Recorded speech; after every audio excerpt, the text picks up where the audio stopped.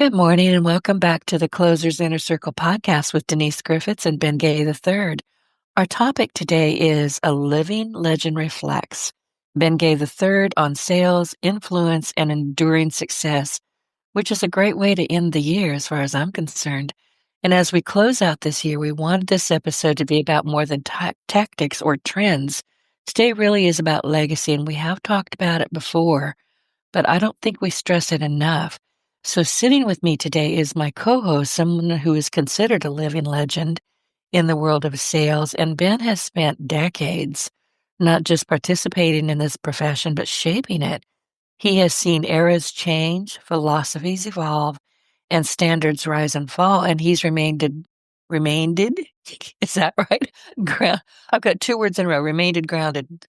My brain just went, geez, he's remained grounded in what truly lasts. And Ben has been mentored by Dr. Napoleon Hill. He has worked along some of the most influential people in the world, and I'm among them. I'm humbled too. And he built a career that spans generations. But what matters today isn't the accolades, it's the experience behind them. So this conversation isn't about teaching, it's about remembering. It's about the moments, the people, and the lessons that formed the man behind the reputation and the microphone. And today we are sponsored by, you know what? You may have to read this for me, Ben. You want me to send it to you? Okay, fine, I'll do it. We have a forgiving audience. Plunge on. God, I hope we do. Entrepreneurship can be exhilarating, but it's also complex, demanding, and sometimes isolating. And that's where the right mentor makes a real difference. And our friend and colleague, David L. Brown, brings more than advice. He offers perspective shaped by experience, helping entrepreneurs avoid costly missteps. He helps them make clearer decisions and stay focused. It's the D's. I don't know, EDs. I'm not just saying on what truly matters. And it's the end of the year. My brain just went, take a break. The right guidance. I'm going to try one more time. The right guidance can save time, energy, and unnecessary frustration while supporting smarter, steadier growth.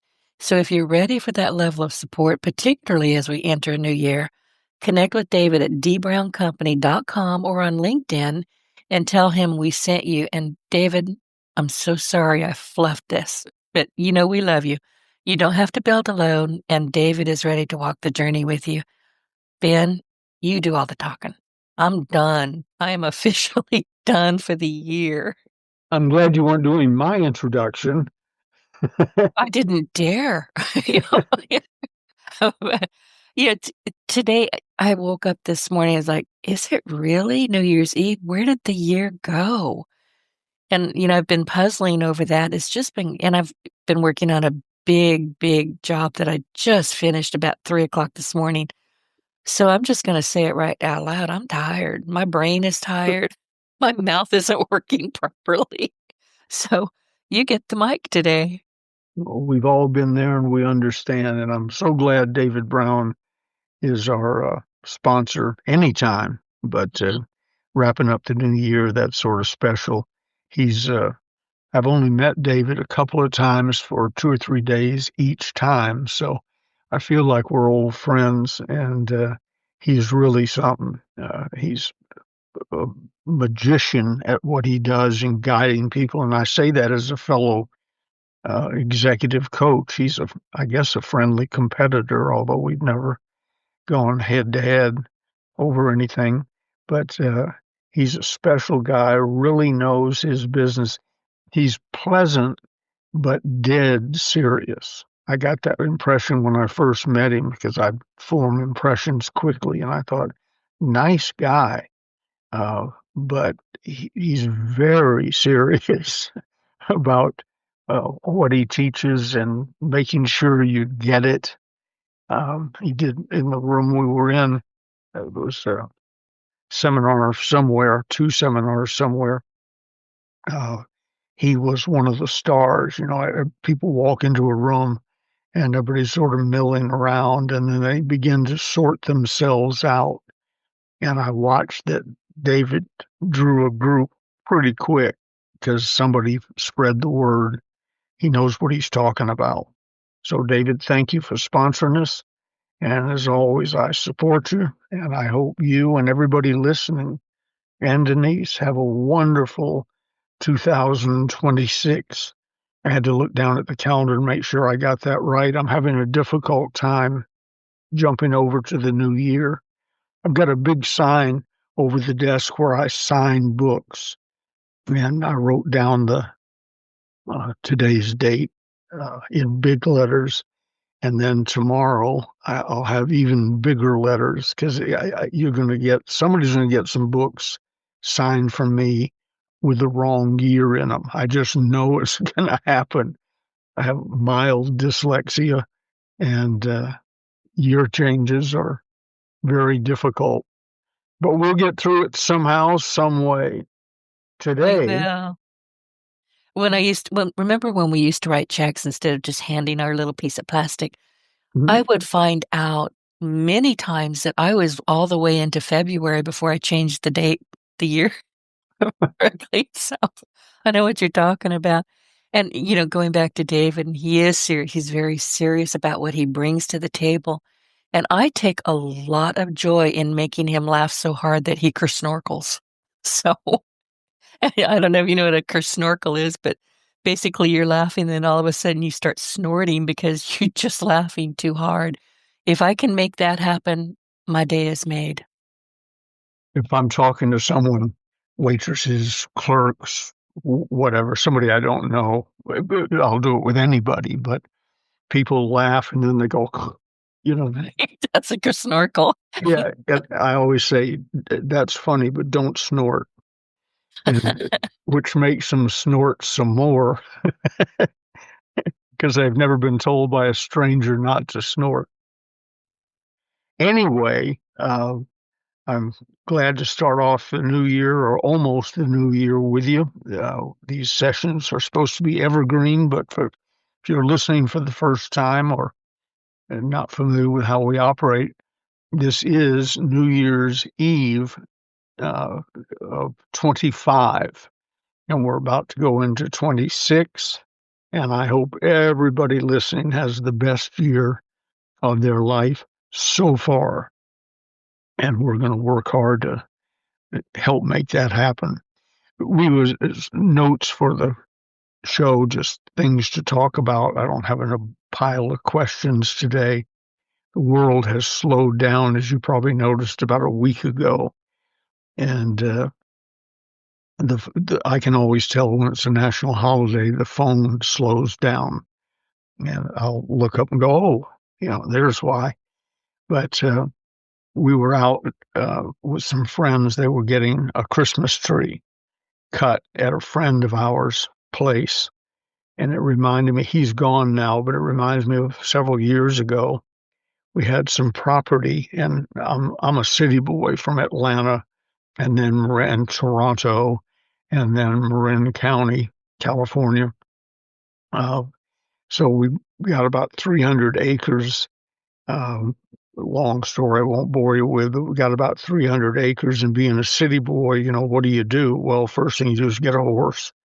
And didn't need one. Used to raise horses, but got a horse, an old retired rodeo horse, and then started looking around. What do you do with all this land? So I said to Mike McGee, who owned the Christmas tree farm, his family still does. We were up there, I guess, picking out a tree that day. And I said, Mike, my wife is sort of who he's known for his whole life. I said, she's sort of thinking about going into the Christmas tree business as your friendly competitor. What do you think? He said, well, you won't have a tree to cut for 5 years, so I won't worry about it right now. And I said, 5 years? I'm one of those instant people. I put something in the ground, I want it now. If it's tomatoes, I want to eat it for dinner. And I said, 5 years? He said, oh, yeah, you won't, and you'll be lucky if you have any at 5, but 5 years minimum to cut a tree. I said, My enthusiasm for the Christmas tree farm began to fade. And I said, well, what would you do if you were in my position? He said, Ben, plant 1,000 and see what you think. I said, 1,000? I was thinking about planting 5 to, to see if nearby relatives wanted to buy one or something. But Yeah, that would work. yeah, you'd have to know me on a personal level even more to picture Ben Gay planting 1,000 of anything. I planted the first year we were up in this area, everybody else had been here forever. uh, I decided to plant a vegetable garden. And among the things I planted, a few tomato plants and so on, I planted 24 zucchini plants. Oh, Lordy. And That's like garden kudzu. I had 150 telephone operators working for me, with me. And that's not enough to absorb 24 zucchini plants in full bloom. I got where if I went up to a friend's house, I'd see the blinds shut because they already had 400 zucchini plants in their kitchen. They didn't want to see me anymore. But apparently, Christmas trees are different. Plant 1,000, see what you think. Oh, and wait 5 years. Nothing could be further from my life experience and what I do than those instructions. So when Mike passed away, I'm happy to report there wasn't one tree planted. I wasn't waiting 5 years. It was over. And I smile. We have a reason to drive past his place. I smile every time we go by it year round. Because I think I had no idea what you did to cover that hillside in Christmas trees. I admire anyone who'll do that.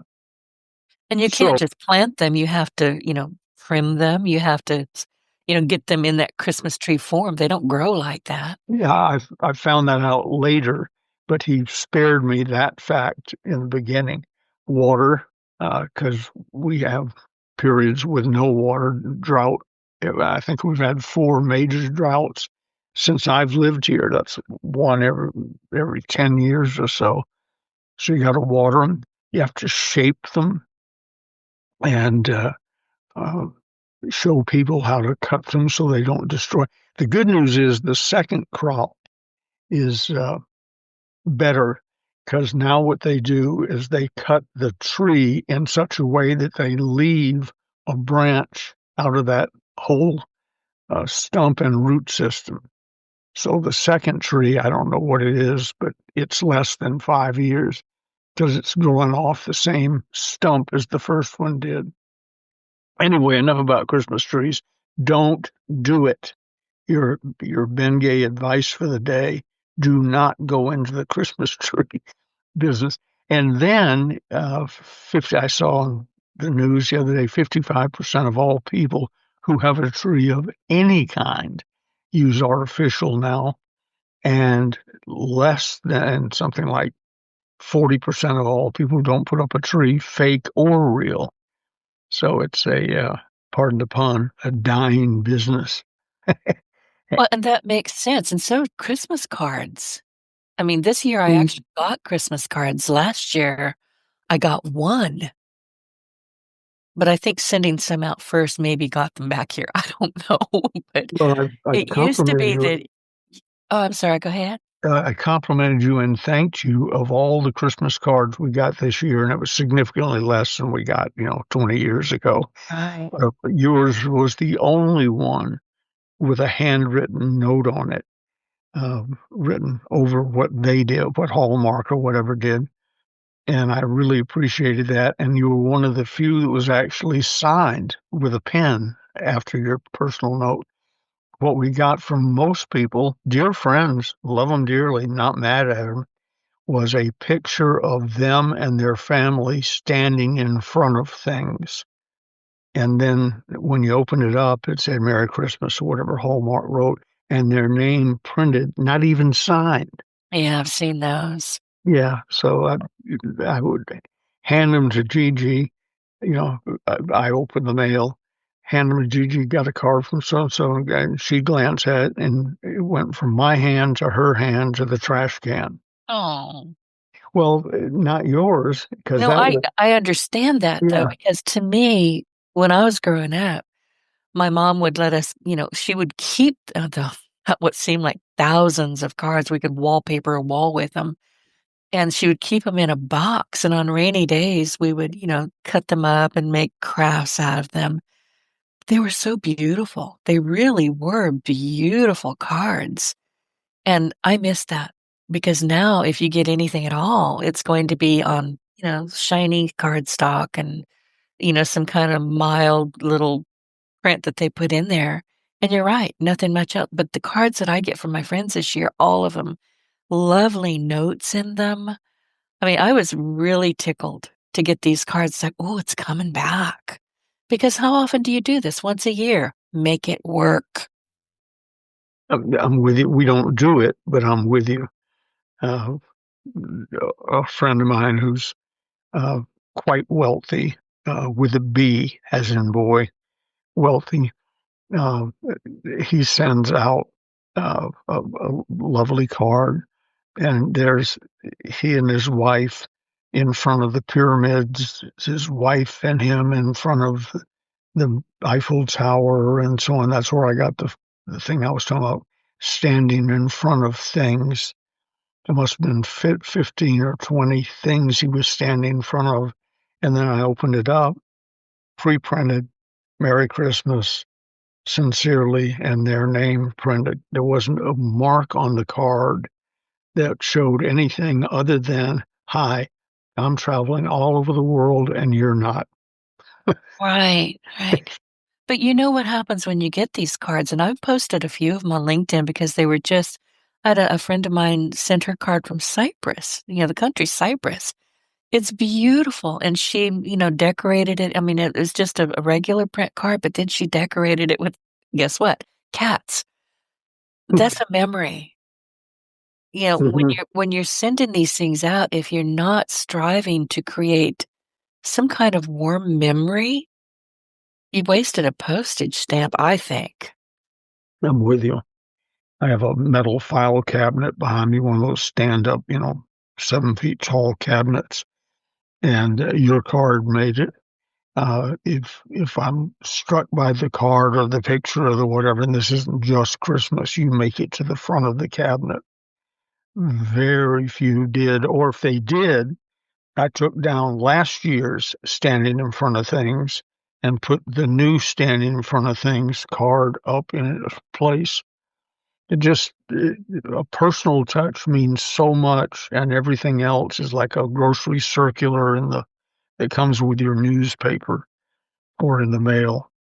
That's Uh, a good way to put that, a personal touch. mhm. I wrote that down. Okay. Yeah, So it anyway, does. We do need to make memories with people, whether, it's just happenstance, like, hey, Merry Christmas, blah, blah, blah, blah, blah. My cat says hi, whatever it's gonna be. Yeah, the Gigi has a make it worth them having it in their hands is my point. yeah, Gigi has a dear friend who was in her youth. I didn't know her then, a little wilder than Gigi. Of course, that doesn't take much. Gigi not being one of the wild people on the planet. But she gave us, one of those things she bought in a store somewhere with a magnet on it, and it's on the front of our refrigerator. And it makes me smile every time I go in there because although it was done by somebody probably in China, the thought behind it was sincere. It, she gave it to Gigi, and it says, I'm paraphrasing because I'm not standing in front of the refrigerator, but it says, I'm sorry, if if you can't be a bad influence, we can't be friends. Uh-huh. And I smile every time I go in the kitchen because that is so true of I have her friends back like then that. and so true of Gigi, who's not a bad influence on anybody ever. So that makes me smile. So there's an example of a gift that's got some thought behind it, although it wasn't handwritten. At least you could tell that she knew who she was and who she was sending it to. And those make you smile. Johnny Hyde, the great old disc jockey, first man to play Beatles music in the United States. And he was a husband-in-law to me. That means he was married to my second wife before I was. Johnny was the best gift giver on the planet. And I said to him one day, "How do you do that?" And he said, "Well, I listen all year long." And Oh, I'm writing that down. I listen. yeah, I listen all year long and I make notes, and this one might cross out that one. And so we came home one day. We had a swimming pool in the backyard at another house, and it was a poly pool. It's in-ground, serious swimming pool, but it's lined with this heavy-duty plastic, for lack of a better word, um, stuff. So the kids, of course, got on their bicycles and raced across the lawn into the swimming pool. And if you do that enough times, one of the pedals or something will hook on the poly pool and make it leak. So I was complaining, probably in October, November one year. The swimming season is coming up, and I dread it because I can't avoid fixing the pool anymore. Now we're gonna have to rip out the poly pool lining and start over because it can't be fixed, I was told. So we go out and we're gone for a weekend or something, come back, and there's construction workers in front of our house. And I thought, oh, neighbors must be doing something. They should have parked in front of their house. Well, it turned out Johnny Hyde had made a note, wants a polypool liner. And so his little gift that year was a complete remake of our swimming pool. I don't know what it cost him. This was years ago. I'm guessing $2,000 or $3,000, maybe, be a lot more today. And I said, "My God, John, that's too much," and so on. "But what are you doing?" He said, "Well, I listened." He said, "You mentioned that at the end of the last swimming season, that you dreaded the next swimming season. So I made a note, fix his swimming pool." Now, if you're in a financial position to do things like that, wonderful. But if not, a note on that goes on the front, a placard that goes on the front of the refrigerator that shows thought, that you were listening, that you know who you are and you know who you're sending it to, makes all the difference in the world. That little note has been on the front of our refrigerator, I'm guessing, for 10 or 15 years. And it literally makes me smile every time I approach the refrigerator and keep her in high regard in my mind. It's a touch point. Yep. And you talking about Johnny Hyde, I mean, how many years ago was this and you're still talking about it? Mhm. That's part of the legacy. Listen, and, you know, I had my best friend Maggie was here, and a mutual friend of ours, Juanita, was here as well. It was just the 3 of us for Christmas morning, yeah, Christmas dinner, and we kept it deliberately just kinda light. I made a ham and, you know, just did the usual, but we started exchanging gifts, and we try not to get overboard because we don't need to. We want to give somebody something thoughtful that they'll enjoy. And I got 2 packages from Juanita, and I looked at her and she said, "Well, one's for Hannah." Hannah is my dog. So, Hannah got her own Christmas present, and that was so sweet. It really was. And then I looked at mine and I started digging around in this bag. It's a bag of avocados. I was like, Mm. "Oh, I love avocados. I'll eat them every single day." But they, you know, she had bought them hard and they weren't ripe yet. They're getting there now, but every morning I'll split an avocado and I put salt and pepper on it and I take a picture. Breakfast is served. So it was so thoughtful, and I'm not going to forget it. Yeah, that's the point. It's with customers, clients, friends, whatever. Make it special, make it rememberable, and then here's the other secret: get known for doing that. Right. And then you have a year-round gift for the rest of your life and their life. Uh, Johnny Hyde gave us many, many things over the years. The pool was dollar-wise the most expensive, but he gave many things, and it was all, once I learned his secret, that he listened all year long and then acted accordingly, it makes even more difference. If I look around the house and the bedroom, I could probably find 10 other things Johnny gave over the years that I remembered. Somewhere around here, the Beatles album, they have a white albums that ring a bell. Yeah, it does. Yeah, he gave me a, a white album signed by uh, John Lennon or Paul McCartney, somebody. The Beatles were, I was an adult running a business by the time they came along. I didn't have a whole lot of time to become a big Beatles fan, although I admire what they've done. But for Johnny, who was a disc jockey, to give up a white album signed by one of them uh, was amazing. I was at a lunch one time with Johnny and 4 or 5 other radio personalities from our area, and they were talking about the Beatles. And I said, okay, I'm sitting in and they were talking about Paul McCartney primarily, as best I recall, or John, I don't know, one of them was the focus of attention. And I said, all right, I'm sitting in the audience.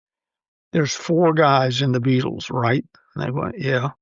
I said, now, what left to right, which one was he? Well, talk about a skunk at a garden party. To be at a table full of DJs and radio people and not know which Beatle was which Beatle. They looked at me and they looked at John like, why did you invite this low-life vermin? You wasted an album with this guy. Yeah, find out what that sucker's worth. As I Amazing. was telling it, I'm thinking, I bet it's worth some. I'm sure it is. And we're talking about Christmas cards. Another friend of mine, Terry Murphy, she's a very dear friend. In fact, I called her this morning to wish her Happy New Year and Happy Anniversary because we met many, many years ago on Christmas Eve. And she's the one, when she picked up the phone, she knew I was calling and she had never heard my voice. She didn't even know what I was calling about. All I heard was, tell me why we're the only idiots working on New Year's Eve, and we've been fast friends ever since. I met my partner, my friend. Yeah, she's such a good person. But in her card, she had taped, and I thought this was really amazing. She had taped a little donation card.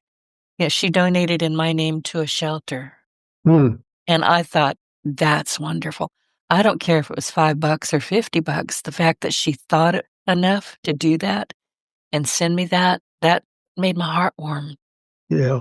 My financial advisor for many, many years, he's semi-retired now, but he still takes care of 2 or 3 of us. P. Michael Hunt is his name. Every year gives to say he's a conservationist type good person. And every year I get word that I'm sponsoring 15,000 Ubangi ants in the Congo or something, and 14 kangaroos, so and so one day. Tell You him know, that I've got cats that would love to be sponsored. one day I was talking to his secretary, um, and it was right around Christmas time. She said, I just sent you, I'm sending out Christmas cards. I just sent you yours moments ago. And I said, am I getting money this year or more ants? She said, I'm sorry, more ants. But I know him because of that. He is a good human being and and takes action on it. He actually gives money to worthy causes, then puts it in your name and so on. So although I've never seen any of my aunts in person, uh, I never think about Christmas without thinking of P. Michael Hunt. And Right. he's one of the cards that made it to the front of the locker. He does every year between his kids, grandchildren, and great grandchildren. I think I counted the heads the other day, 25. And I come from a small family, my sister and I, and she never had children. So that just amazes me. In fact, I think, thank God I don't have 25 people like that in my immediate family because I have face blindness and I don't remember names well. So I'd be doing a lot of patting on the heads. Hey, dude, how are you? Good. Good to see you, darling. Hope all is well. Bye. Yeah. Stay in touch. Not frequently, but occasionally. Stay in touch. Let's do a thing real quick on enduring success that I think might be helpful to people. Somehow it's sort of come into vogue again. I hope that I was a contributor to it, but maybe not. Dr. Hill taught me years ago my daily success system. And sitting here looking at a day planner type book, it's more like a hymnal with your name and time on it because it's today's thing at 10 o'clock Pacific time. And it's already been moved up to the first Wednesday in January at 10 o'clock Pacific time that you and I will be talking, doing this show. So anyway, Dr. Hill taught me that system. And the operative word, although the daily success system has been a huge help to me over the years, what he didn't really teach me, but what came out of that is the importance of systems. And I'm seeing a lot of that now on Facebook and emails and so on.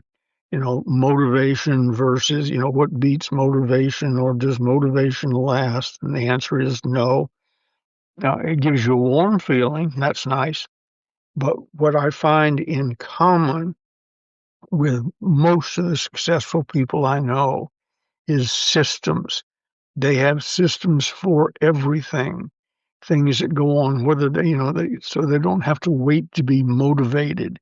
Zig used to tell a story, I think it was Zig, that he was talking to somebody one day and he said, when are you going to get going, get on with your life? And the guy said, well, I'm waiting for somebody to come by and turn me on. And Zig says, what if they don't show up? Well, Good question.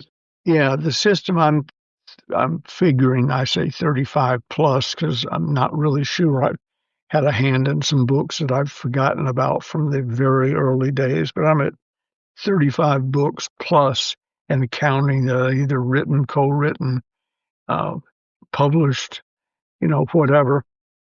And a lot of them in the Closer series itself, of which you were a participant, co-author.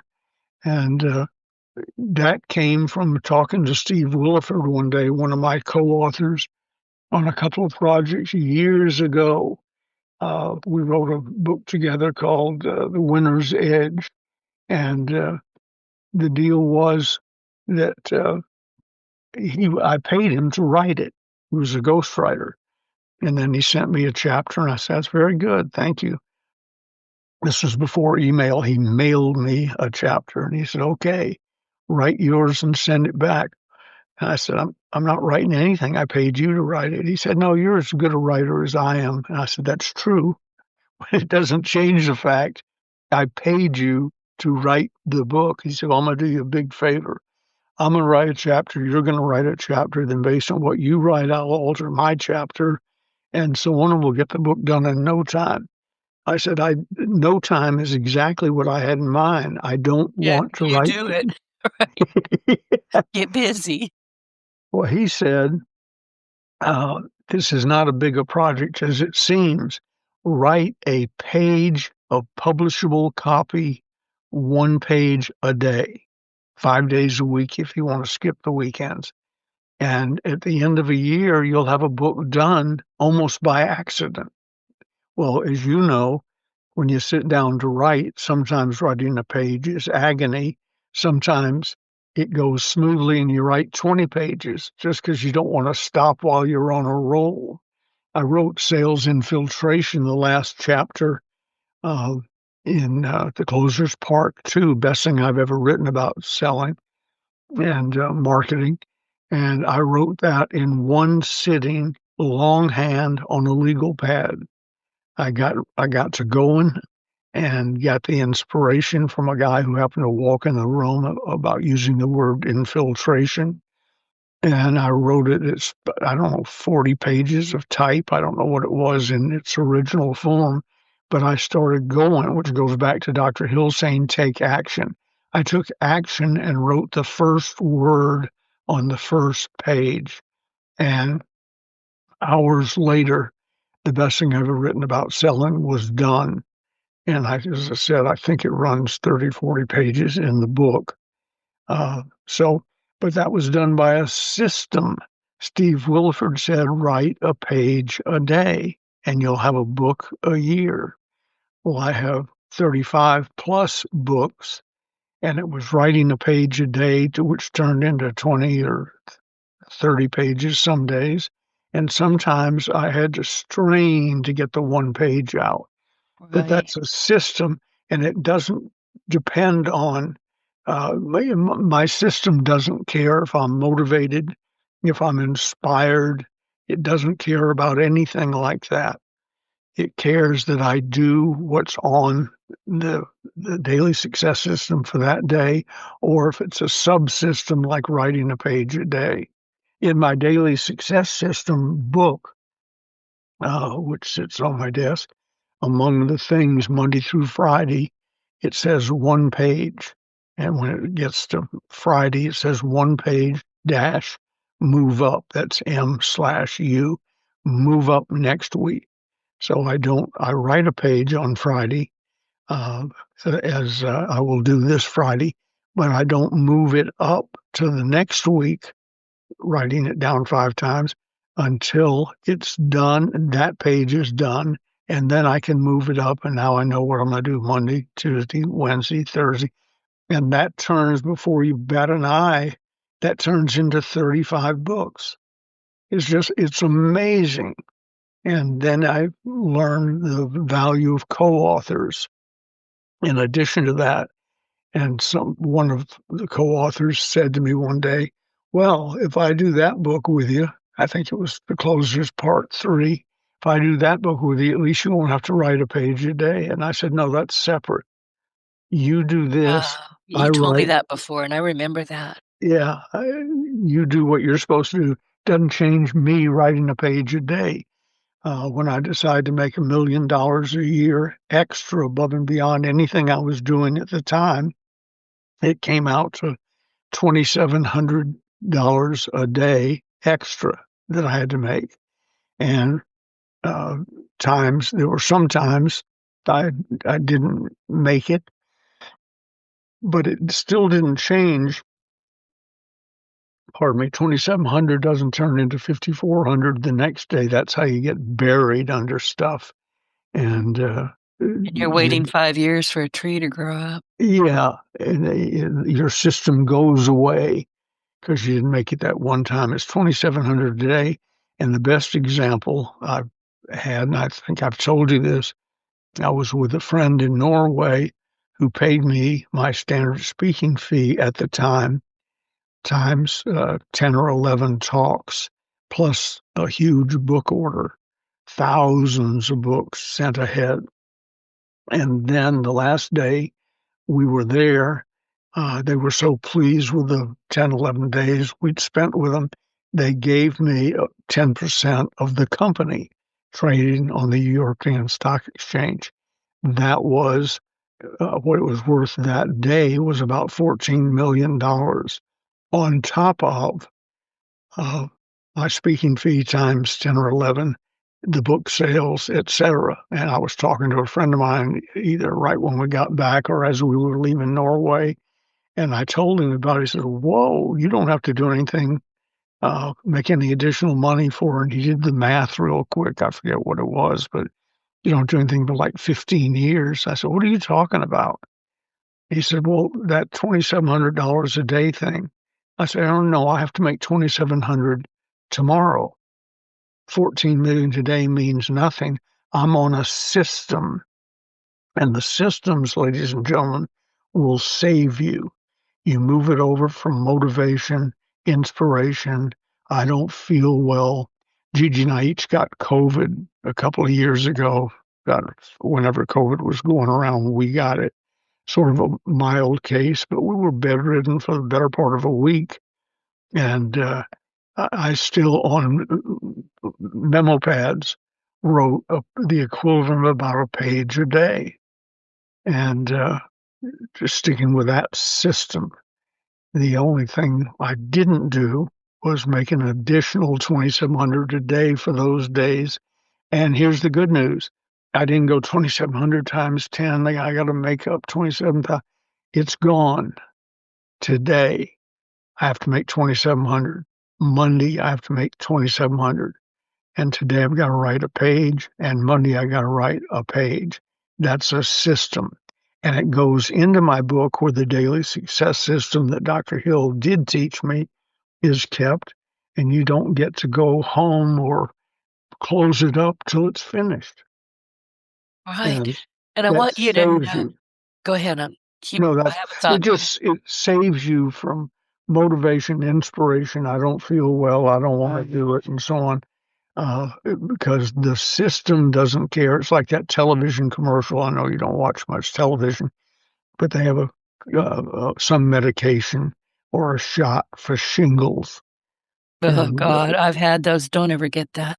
yeah, well, I've had it twice. Ugh. Once all over my front chest area, and once near my hairline on my face. And the doctor said, "Oh, that's shingles." I said, "No," because I thought it was due to my face what it had done to my chest. But anyway, the commercial says, you're tired, you're out of time, you're blah, blah, blah. Shingles doesn't care. That's right. They don't. Yeah, well, my system doesn't care either. I'm not waiting for somebody to come by and turn me on. I know I'm supposed to do. I just throw some things out. Whether I do them or not, it's not important. It doesn't care that I don't want to make 5 new calls to 5 new prospects today. It doesn't care that I don't want to follow up with somebody I really don't enjoy talking to and I don't have high hopes for the results of the conversation. It doesn't care. It's a system. Now I have control over the system. If there's something that's non productive and I don't like to do it, come the end of that week, it may not appear in the following week or ever again. I'm free to take things out of the system, put them in, but I never take anything out of the system out of laziness or weakness.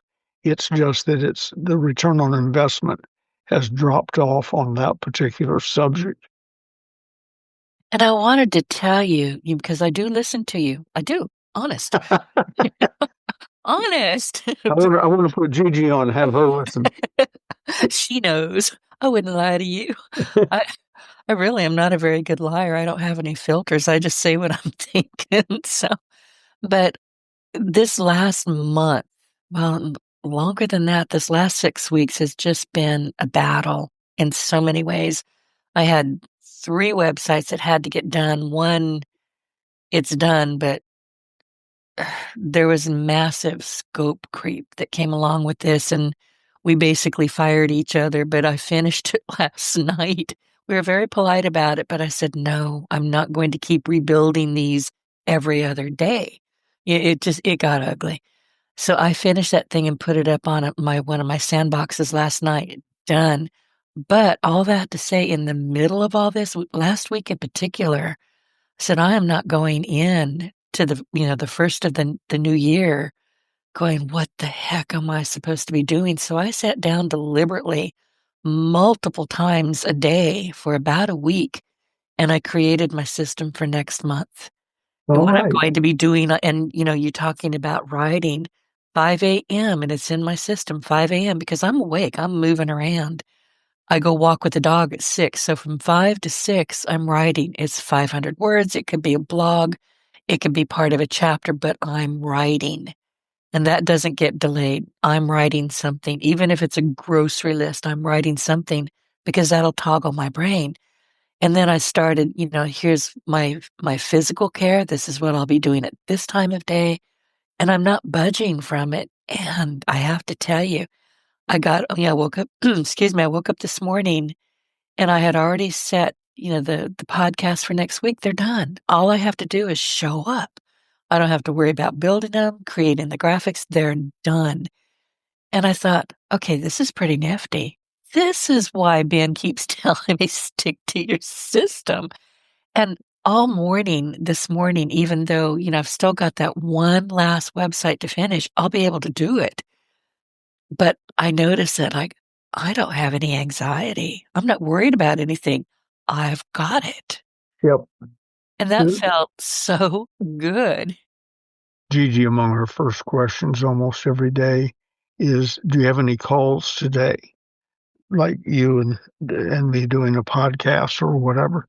And my standard answer, I know that's Wednesday, 10 o'clock, been that way a long time, so I know that. Although I am messed up this week because they're delaying because of Christmas and New Year's. They delayed picking up the trash those 2 days by one day. So you normally it's talk to Denise and take out the trash. I hate that. Yeah, well, unfortunately, See, now people are going to say, take out the trash and Denise. Oh, good. That's what they're going to hear. this week and last week were not trash days, so we'll be back to normal the following next Wednesday. But anyway, she'll say, "Do you have anybody to talk to today?" And unless it's you, I always say, "I don't know. Look on the mirror." Because what I do is, as I leave the office, anything that's time sensitive, I write on a memo pad. Then I take it down and put it on the uh, bathroom uh, mirror so that when I get up and walk in, it's, 10 o'clock this, 9 o'clock that, 7:30 this, and so on. And but I said all that to say this, it removes the stress. I'm not trying to remember if I have this or if I have to do this or whatever. It's all written down. It's all planned out. Right. I have in my new uh, Bible daily planner standard diary that I use. I already have. I smiled when I wrote it down and thought about you. Uh, on Wednesday, December 30th, next year, I have a reminder to send out the uh, Happy New Year and Happy New Year's Eve Facebook and LinkedIn reminders to everybody. They don't have to remember to do it. You can look forward to that. Wednesday, December 30th, you're going to get a Happy New Year from Gigi and me. And uh, if the electric blanket winks out, it won't be a surprise because on Wednesday, December 30th of next year, it's 3 years old. So we may throw it a birthday party. The the point is almost to the point of being anal. I schedule everything out. I write it down. It controls my sales output. It controls almost everything about my life and just removes the stress. If I don't have to remember anything to get through the rest of today or the weekend, the New Year's Eve weekend, or anything all the way up to December 30th of next year. And there's already lots of entries throughout the year in next year's book. And it just removes all the problems and pressure. Ladies and gentlemen, if you get nothing else out of today, daily success system and systems in general, don't leave it to chance. There are certain things that do you a great deal of good. You know what they are. Give it a little thought. You could actually write it on a piece of paper, then inject it into your system. And again, systems don't care about your motivation. Uh, Zig and some of the people who were great motivators were all in private conversations real clear on it doesn't work for long term.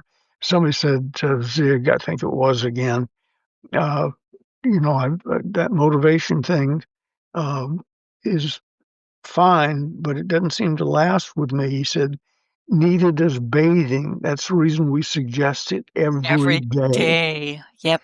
That's exactly right. Yeah, If you, because people, Zig would talk about, I can get them pumped up, jacked up. They're going to defeat the world. They're going forward, and they leave the hotel, and I go out in the parking lot, and somebody put a dent in their fender, and he said, it's all gone.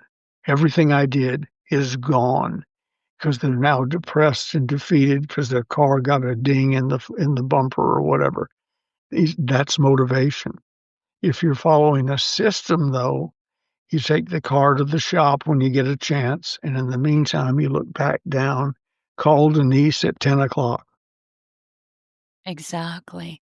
And, it's let's talk about system. My favorite system and the one that works best for me right now, and I need to emulate it or sell it, is my podcasting. I do 3 of these a week, Monday, Wednesday, or Wednesday, Monday, Wednesday, and Friday.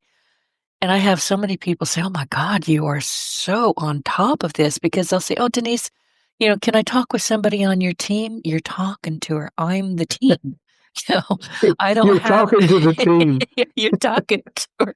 And, it's my baby. I'm not gonna turn it over to anybody else. It's important that I'm hands-on. And I keep a strict, strict watch on it right now. Just as a for instance, your partner in Success Radio, which is Monday and Friday, is booked through June of 2026. I have to stay on top of that. And I have a system for staying on top of that. And I interview people like you who are authors. I need to know when it's time to read that book again because I read the books when they get here. Well, I do the page flip. I read them when they get here.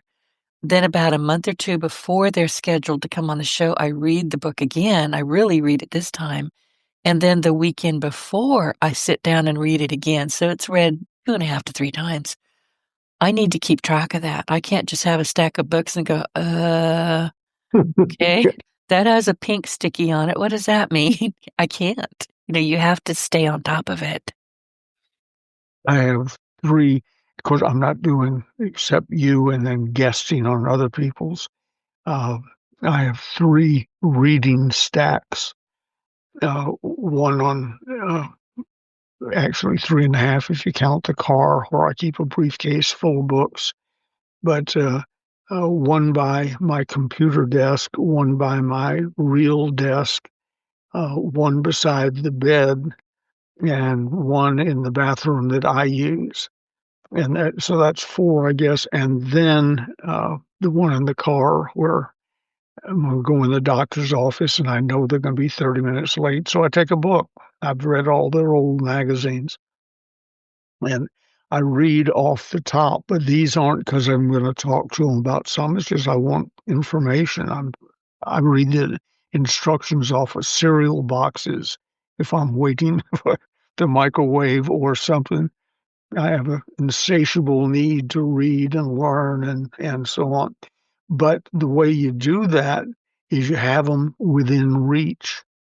Where I'm sitting right now, Denise, I'm looking around. I'm not going to count them, but I'm guessing there are 50 books I could put my hand on right now without standing up, moving my chair or anything. 3 separate sections on a side table and so on. So people say, well, I don't have time to read. Well, if you had the material there and it was in your system, your daily success system, to read something, people say, I read a book a day. Really? I do, actually. I have been known over the weekend in particular to read 3 to 5 books. But I'm a speed reader. You know that. Yeah. And thank God for Evelyn Woods, or I'd still be working on my first book. I don't know if they're still in business, but I went from a plodding reader to 3,500 words a minute with 90, I think it was 90 some odd percent comprehension. So that's made reading easier. But even if I didn't read rapidly, uh, if the book is within reach, I mean, I don't mean to be gross, but if I'm sitting in the bathroom, I can get my hands on 20 books without doing anything but leaning forward. And then you read something. It's just like writing a page a day. Uh, if I open a book, I will read the right-hand facing page and the left-hand facing page if all I'm doing is wiping off my face, having brushed my teeth or something. Because that's the other thing. I don't read halfway down and forget where I was. Where I put the bookmark in, that's brand new, never read page is where the bookmark is. So I'm going to read at least 2 pages. If it's, if I only have a few seconds to go, but you got to have them available. You got to have a system.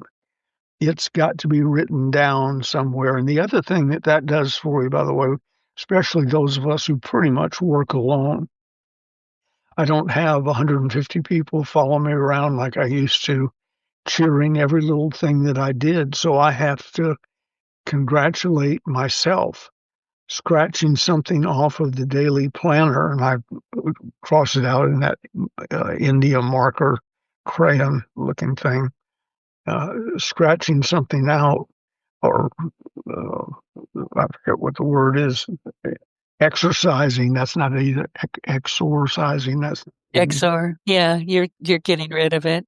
I'm getting rid of it. It's a sense of accomplishment. And then getting off subject just a little bit, and I know we're running out of time.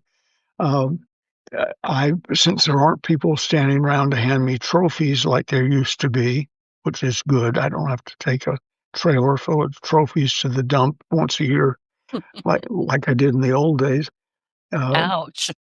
I keep a list of things, just things that I sort of want, don't need, don't have to have, and so on. But I just keep a list on a memo pad on one of my desks, and it has things I can get if I achieve something. And the funniest one to me, and I may have shared this with you, I once made a sale that probably put $50,000 in my pocket, let's say, packages, seminars, or something. And I looked down, I thought, oh, there's a little victory. So I crossed out on the memo pad, on the daily planner, to call the guy. That was accomplished. And then I went to see what I had won. And what I had won for $50,000 wasn't like I was used to, or new Rolls Royce or a Cadillac or something. It was a package of white socks at Walmart. That was next up. And you don't get, under my system, you don't get to look down 5 items later and find something you really like. You take the next prize you have not Right. collected. So I, with great pride, a couple of days later, walked up to the counter at Walmart with a few other things, but mainly my $50,000 package of 6 socks. Well, that's amazing. And I wanted, since we're talking about reading, I don't know who's calling, but they're not going to get me. Um, and I want to talk about podcasting again because, as you know, I read every single book that lands here, and I'm proud of them. But I had a conversation yesterday with a guest, and I had read her book. She's coming back in the new year twice, actually. And she said what I have heard so many times, too many times, and it just makes my stomach hurt.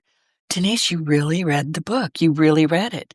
Well, they should know that I did because, I reviewed it on Amazon and Goodreads, and on my blog. I've talked about it online before you come on the show. But they'll say, no, you read the book. You're not faking it.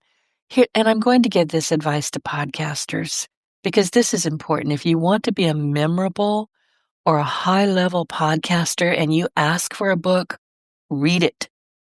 And if you're not going to read it, I'm going to pinch your head. Don't go to the trouble of asking somebody to send that book over. They paid for it to be edited and printed. There's a lot of money that goes into getting these books out there. Then they have a box of them in their garage. They have to package it up and send it to you. And you didn't have the courtesy, or I've heard this, well, I didn't have the time. Then don't ask for the book. If you want to be memorable, if you want to make a difference in your guests' lives, read the book. And that's all I've got to say. Dr. Hill used to, I told you the story where a wife put Think and Grow Rich on the coffee table at her house in Marin County so that when he walked into the living room, he would see the book sitting there, like we got together as a family and read it together every night. So, groping for something casual to say, I said, Dr. Hill, look, there's there's a copy of Think and Grow Rich. Yeah, I don't know how it showed up there. It's a miracle. But I said, how does it feel to have written one of the best-selling books of all time? They used to say second only to the Bible. I don't know if that's true, but whatever. And he said, best-selling, least read. And he used to talk about wherever he went. He said he told me in so many words that it wasn't the first time he'd walked to an office or home and seen Think and Grow It sitting there. He said they all have one they can put out for display to impress me. But he said I talked to them for 3 or 4 minutes, and I know they've never read the book. Right. And, So that, you know, the you authors that you do this to, they know, and it know, hurts their feelings, and guess what? They're not going to recommend your podcast. You lost them. You yeah, absolutely lost them. Don't do that. It's important. If you're not gonna read the book, just don't ask for it. Ask for a PDF and scan it, but don't ask for the book. Please read the books. It's important.